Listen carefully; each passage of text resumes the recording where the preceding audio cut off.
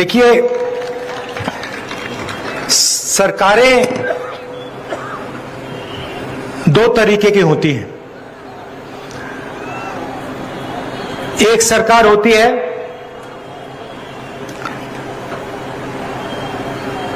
जो गरीबों को, किसानों को, मजदूरों को, छोटे व्यापारियों को,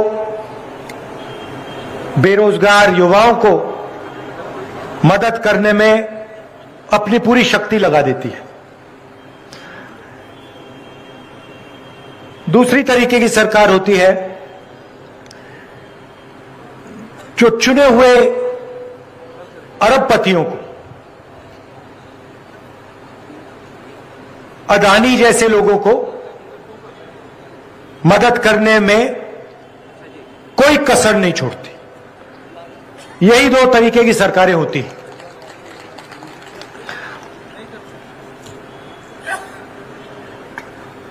प्रधानमंत्री जी आते हैं,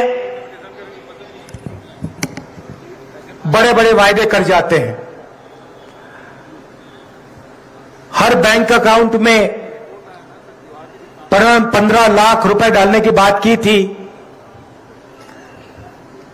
अलग अलग वायदे किए,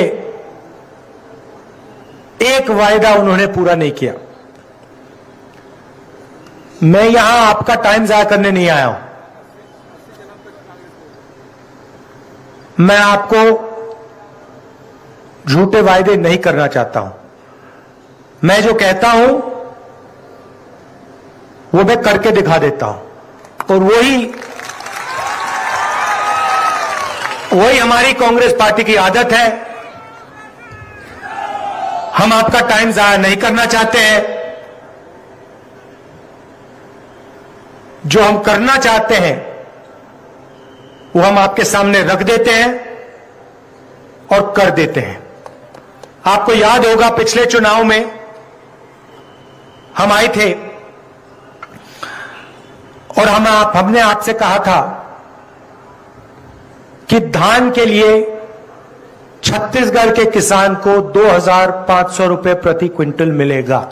याद है आपको?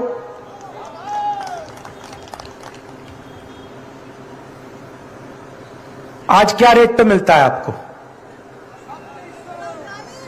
तो ये क्या हुआ? वायदा हमने 2,500 का किया था और आज 2,640 में मिल रहा है। ये क्या हुआ? ये क्यों हुआ? क्योंकि हमारी नीयत साफ है। हम जानते हैं कि जो 5 साल पहले 2,500 रुपए था वो आज के लिए कम होगा। इसलिए आपको कहने की जरूरत भी नहीं पड़ी, हमने उसको बढ़ा दिया। और आप देख लेना, ये आज 2,640 है, ये कुछ ही समय में 3,000 हो जाएगा। आपको कहने की जरूरत नहीं पड़ेगी, क्योंकि हम जो किसान का दर्द है, जो मुश्किलें वो सहता है, उसे हम समझ जाते हैं, उसकी हम आवाज सुनते हैं, उसकी ओर हमारी नजर जाती है। इसीलिए कहने की भी जरूरत नहीं है। कुछ ही समय में आस्ते आस्ते बढ़ता बढ़ता बढ़ता बढ़ता वो 3,000 तक पहुंच जाएगा। हमने पिछली बार कर्जा माफी की बात की। बीजेपी के लोगों ने कहा नहीं किया जा सकता, क्योंकि याद रखिए, वो अदानी वाली सरकार, वो कर्जा माफ सिर्फ अदानी जैसे लोगों के लिए कर सकते हैं। 14 लाख करोड़ रुपए उन्होंने 5-10 उद्योगपतियों का माफ किया है। वो किसान का कर्जा माफ नहीं कर सकते, सोचते भी नहीं है वो कि ऐसा किया जा सकता है। हमने पिछली बार कहा था किसान का कर्जा माफ हो जाएगा, और कहा कि 1-2 साल में नहीं होगा। पहली कैबिनेट मीटिंग में किसान का आदर करके, उसकी इज्जत रख के हमारा पहला निर्णय, दूसरा नहीं, पहला निर्णय किसान की कर्जा माफी होगी और हमने कर दिया। 19 लाख किसानों को फायदा मिला, 10,000 करोड़ रुपए हमने कर्जा माफ किया। सारे लोग जानते हैं और यही वायदा मैं आपको फिर यहां से कर रहा हूं कि जैसे हमने पिछली बार किया था वैसे ही हम फिर से छत्तीसगढ़ के किसानों का कर्जा माफ करने जा रहे हैं।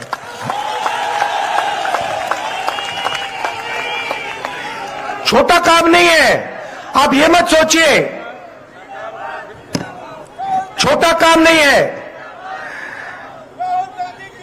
23,000 करोड़ रुपए 26 लाख किसानों को किसान न्याय योजना में हमने दिया। जिन किसानों के पास जमीन नहीं है, 7,000 रुपए प्रति साल 5 लाख लोगों को तकरीबन 760 करोड़ रुपए हमने दिए। ये खोखले शब्द नहीं है भाई और बहनों, ये मैं आपसे दिल से कह रहा हूं। हम आपका कर्जा माफ करेंगे और हमने आपको दिखाया है। ये मैं पहली बार नहीं बोल रहा हूं, मैं दूसरी बार बोल रहा हूं और ये करके दिखा देंगे हम। अब देखिए, बघेल जी का मैं भाषण सुन रहा था और भाषण में उन्होंने कहा कि पहले बस्तर में आपके युवाओं के फेक इनकाउंटर हुआ करते थे। मुझे भी याद है, जब भी मौका मिलता था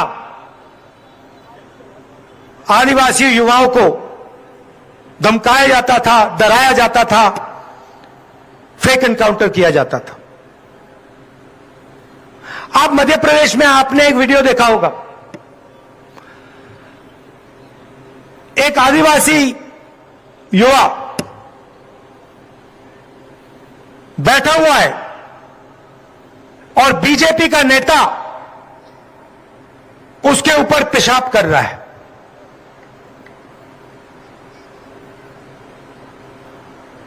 आप सोचिए, एक आदिवासी बच्चा वहां बैठा हुआ है और वीडियो कैमरा पर बीजेपी का नेता उसके ऊपर पेशाब कर रहा है।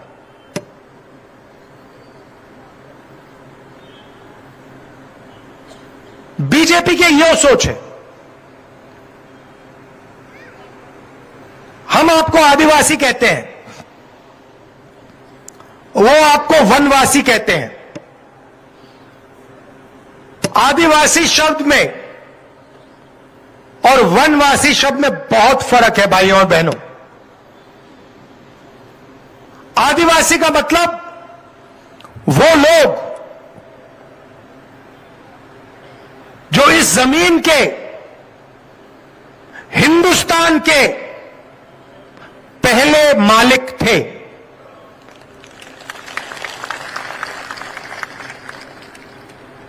मतलब ये जो पूरा का पूरा देश है जिसको हम हिंदुस्तान कहते हैं, इसके ओरिजिनल मालिक आदिवासी लोग हैं, आप लोग हो। शब्दों के पीछे बहुत कुछ छुपा होता है। आदिवासी हम आपको इसलिए कहलाते हैं क्योंकि यह जमीन आपकी थी। इस जमीन पर, इस जंगल पर, जल पर आपका हक बनता है।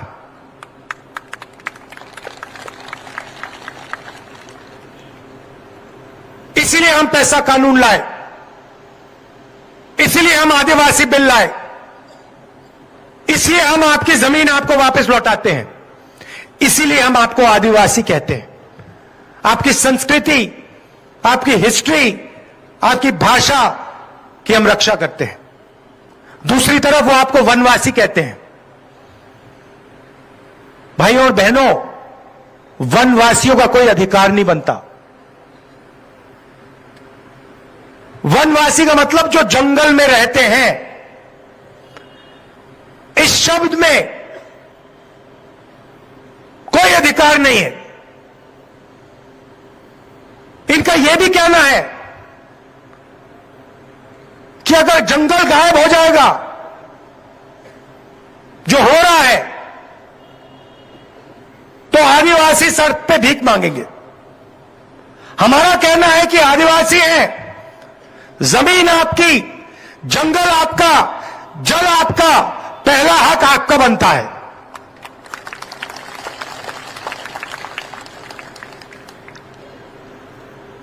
तो इन लोगों का ध्यान से रहिए। यह आपकी जमीन, आपका जल, आपका जंगल आपसे छीनकर अदानी जैसे उद्योगपतियों को देना चाहते हैं। हम आपकी जमीन, जल और जंगल की रक्षा करना चाहते हैं। यह फर्क है। आदिवासी भाइयों बहनों, मुझे बताओ, नोटबंदी से आपका फायदा हुआ? जीएसटी से आपको फायदा हुआ? नरेंद्र मोदी जो जो कानून लाए किसानों के, उससे आपको फायदा हुआ? नहीं। पैसा कानून से आपको फायदा हुआ? जमीन अधिग्रहण बिल से आपको फायदा हुआ? यह सच्चाई है। मनरेगा से आपको फायदा हुआ? भोजन के अधिकार से आपको फायदा हुआ? ये हमारे सब योजनाएं आप देख लीजिए, सारी की सारी योजना गरीबों को, कमजोर लोगों को, आदिवासियों को मदद करने की योजनाएं मिलेंगी। आप इनकी योजना देख लीजिए, किनका ये कर्जा माफ करते हैं, इनके किसान बिल देख लीजिए। सारा का सारा काम ये हिंदुस्तान के अरबपतियों के लिए, 2-3 लोगों के लिए करते हैं। यहां हमारे आदिवासी भाई आए हैं, तेंदुपत्ता के लिए आपको 4,000 रुपए मिलता है। मिलता है नहीं मिलता है? मिल रहा है ना? हमारी सरकार आएगी तो 4,000 रुपए और का आपको बोनस मिलेगा, सीधा खाते में, साल के। और जो आपके जंगल में जो उगता है, जिसको फॉरेस्ट प्रोड्यूस कहते हैं, तकरीबन 70 अलग अलग तरीके की चीजें, उसमें आपको 10 रुपए एमएसपी में एक्स्ट्रा मिलेगा।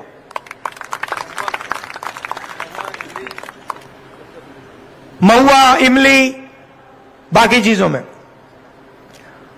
अब चलिए भाषा की बात करते हैं। बीजेपी के नेता जहां भी जाते हैं वो हिंदी की बात करते हैं। वो लोगों से कहते हैं, भैया देखो, छत्तीसगढ़ी मत सीखो, अंग्रेजी मत सीखो, हिंदी सीखो। हमारी सोच बिल्कुल अलग है। हम चाहते हैं कि आप हिंदी सीखो, मगर हम यह भी चाहते हैं कि आदिवासी युवा छत्तीसगढ़ी भी सीखे और उतना ही जरूरी अंग्रेजी सीखे। अब आप पूछोगे 3 भाषाओं की क्या जरूरत? हिंदी, छत्तीसगढ़ी और अंग्रेजी।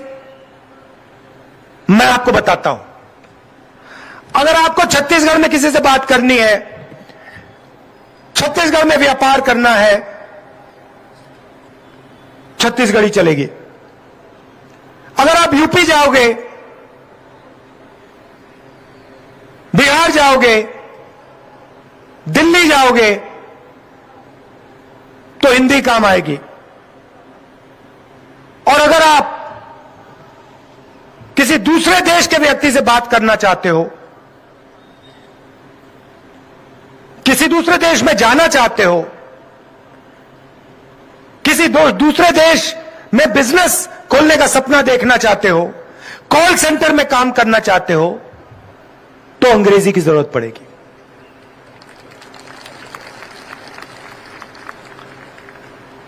अब आप अगली बार एक काम करना, जब बीजेपी के नेता आपके पास आएंगे और आपसे कहेंगे देखिए आप छत्तीसगढ़ी मत सीखिए, अंग्रेजी मत सीखिए, हिंदी सीखिए, आप उससे एक सवाल पूछ लेना, आप सब बात समझ जाएंगे। आप उससे सिर्फ ये पूछना, भैया एक बात बताओ, आप हमें कह रहे हो कि हिंदी हम सीखें, अंग्रेजी ना सीखें, आपके जो बच्चे हैं क्या इंग्लिश मीडियम स्कूल में जाते हैं या हिंदी मीडियम में? सारे के सारे आपको बोलेंगे कि भैया हमारे बच्चे तो इंग्लिश मीडियम में जाते हैं। भाइयों और बहनों, वो आपको अंग्रेजी नहीं सीखना देना चाहते। क्यों? क्योंकि वो चाहते हैं कि आप अंग्रेजी ना बोलो, आप अच्छी नौकरियां ना पाओ, आप दूसरे देश के व्यापारियों से बात ना कर पाओ, आप सॉफ्टवेयर इंजीनियर ना बन पाओ, आप कॉल सेंटर में काम ना कर पाओ, आप इंजीनियर ना बन पाओ, आप लॉयर डॉक्टर ना बन पाओ। इसीलिए हमने पूरे के पूरे छत्तीसगढ़ में अंग्रेजी स्कूलों का जाल बिछा रखा है। और हम यहां नहीं रुकेंगे। हम चाहते हैं कि छत्तीसगढ़ का हर युवा हिंदी बोले, छत्तीसगढ़ी बोले और अंग्रेजी भी बोले, और यह काम हम पूरा करके दिखा देंगे। यह हमारी सोच है। भाइयों और बहनों, Swami Atmanand English medium school जो हमने खोले हैं, वो आपके भविष्य के लिए एक चाबी है। आपके बच्चे उसमें पढ़ेंगे, अंग्रेजी सीखेंगे और पूरी दुनिया में वो लोगों से बात कर पाएंगे। ये हमारी सोच थी। आखिरी बात मैं आपसे कहना चाहता हूं, और शायद ये सबसे जरूरी बात है। जब कांग्रेस पार्टी यूपीए में सरकार में थी, तो हमने जाति जनगणना की थी। हमने यह पता लगाया था कि हिंदुस्तान में अलग अलग जात के कितने लोग हैं।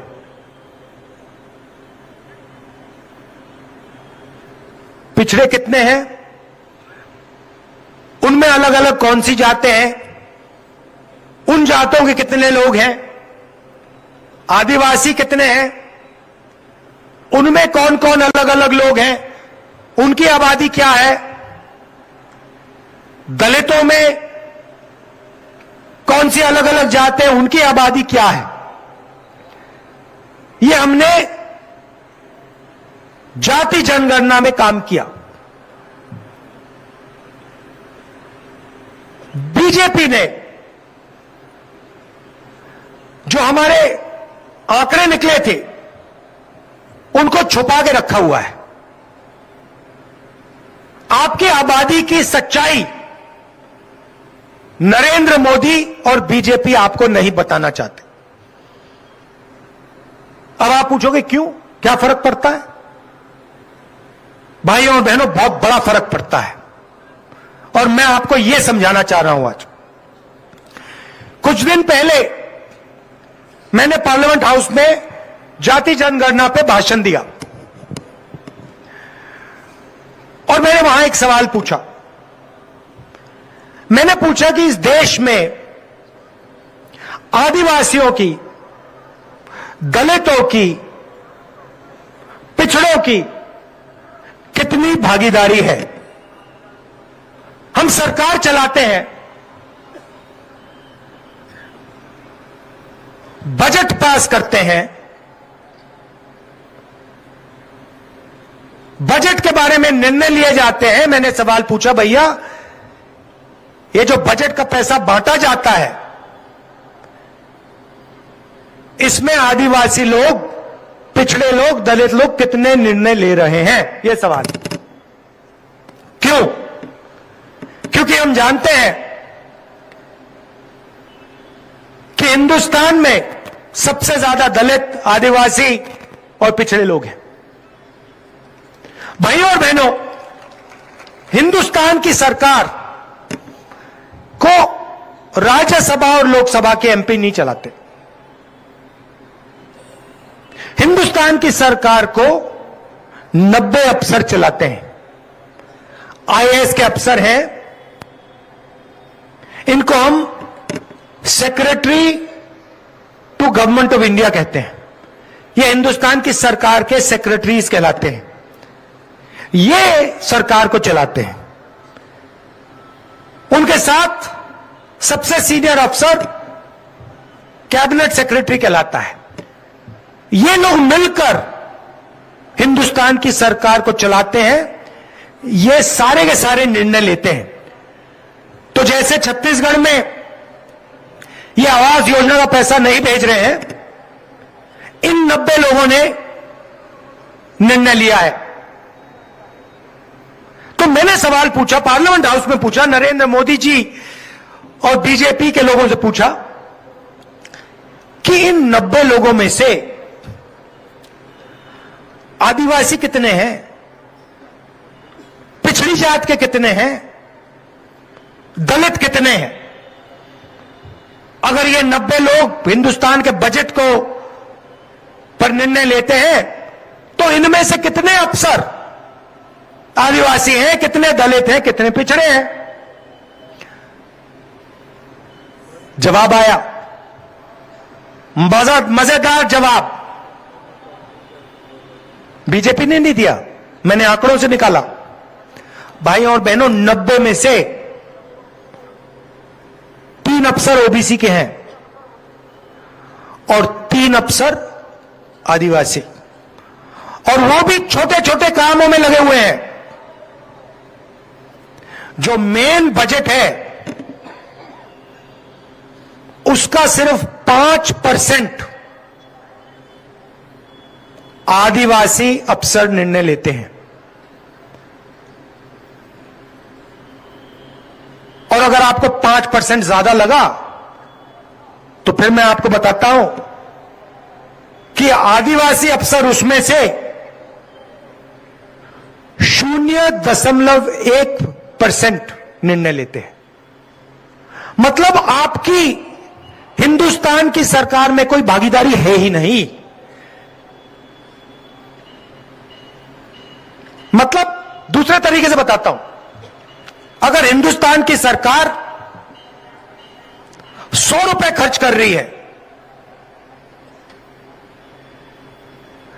तो आदिवासी अफसर 10 पैसे का निर्णय ले रहे हैं। इससे बड़ी शर्म की कोई बात हो ही नहीं सकती।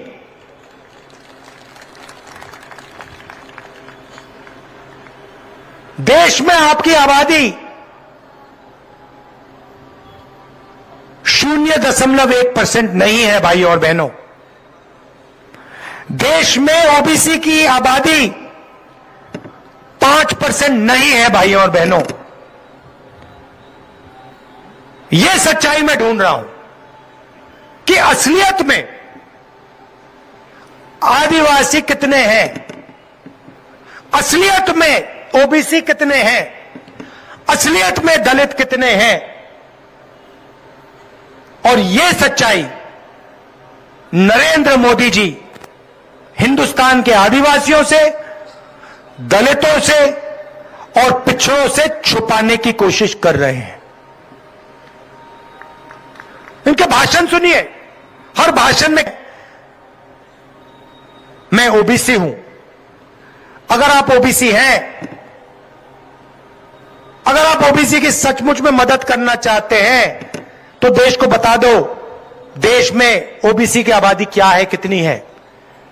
दूध का दूध, पानी का पानी हो जाएगा। हर एक ओबीसी युवा को पता लग जाएगा कि नरेंद्र मोदी 24 घंटे हमें धोखा दे रहा है। नरेंद्र मोदी जी, हर एक ओबीसी युवा, हर एक आदिवासी युवा को समझ आ जाएगी बात कि नरेंद्र मोदी को अदानी कंट्रोल करता है। ये सच्चाई है। किसी भी भाषण में प्रधानमंत्री जी कास्ट सेंसस की बात नहीं करते। ओबीसी कितने हैं, आदिवासी कितने हैं और सरकार में उनकी कितनी भागीदारी है, इसके बारे में नरेंद्र मोदी कभी नहीं कहेंगे। आपका अपमान करेंगे, कहेंगे भैया आप वनवासी लोग हो, और कहते कहते आपसे जंगल, जमीन, जल छीनते रहते हैं। 15 साल बाद बोलेंगे भैया अब तो आधा हो गया जंगल, चलो उधर से निकलो, इधर जाओ। और अंत में हिंदुस्तान के सारे आदिवासी छोटे से जंगल में बैठे रहेंगे। आपकी जमीन पर अदानी जी जैसे लोग कब्जा कर लेंगे, आपका पानी छीन लेंगे। ऐसा भविष्य हमें नहीं चाहिए, हम होने नहीं देंगे, सवाल नहीं उठता। इसीलिए हमारे वायदों में से एक वायदा छत्तीसगढ़ में कास्ट सर्वे का वायदा है। आपको पता लग जाएगा कि छत्तीसगढ़ में कौन सी जातें हैं, कितनी हैं, पिछड़े लोग कितने हैं, अलग अलग कितनी जाति हैं और आबादी इनकी कितनी है। और उसके बाद सचमुच में पिछड़ों का, आदिवासियों का, दलितों का विकास शुरू हो जाएगा। यह मैं आपसे कहना चाह रहा था। दिल से आपका धन्यवाद। क्या? ओ, अच्छा, आखिरी बात, शायद आपके लिए जरूरी बात। मैंने अंग्रेजी की बात की और कहा कि हमने अंग्रेजी स्कूलों का एक जाल बिछा दिया है और इसको और फैला रहे हैं। मगर चुनाव के एकदम बाद हम एक और वायदा छत्तीसगढ़ की जनता के लिए पूरा करने जा रहे हैं। सरकारी स्कूलों में, कॉलेजेस में छत्तीसगढ़ की सरकार छत्तीसगढ़ की जनता को मुफ्त में शिक्षा देने जा रही है। मतलब आपको कॉलेज के लिए, स्कूल के लिए अपने जेब से पैसा नहीं देना पड़ेगा।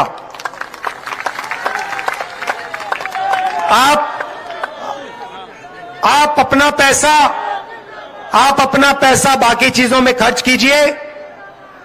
आपको सरकारी स्कूल, सरकारी कॉलेज, सरकारी यूनिवर्सिटीज में 1 रुपया नहीं देना पड़ेगा। क्यों? क्योंकि हम चाहते हैं कि आदिवासी युवा, दलित युवा, ओबीसी युवा और उनके परिवार आसानी से शिक्षा पाएं और तेजी से प्रगति करें। नरेंद्र मोदी जी की सोच है सरकारी स्कूल, सरकारी कॉलेजेस बंद करो, सारे के सारे को प्राइवेट कर दो, अदानी जी को पकड़ा दो और फिर छत्तीसगढ़ की गरीब जनता के जेब में से शिक्षा का पैसा निकालो। यह फर्क है। इसीलिए अपना पैसा दूसरी चीजों में खर्च करो। 3,000 रुपए धान के लिए मिलेगा, 4,000 रुपए तेंदुपत्ता के लिए बोनस में मिलेगा और शिक्षा के लिए आपको 1 रुपया नहीं देना पड़ेगा। धन्यवाद। जय हिंद।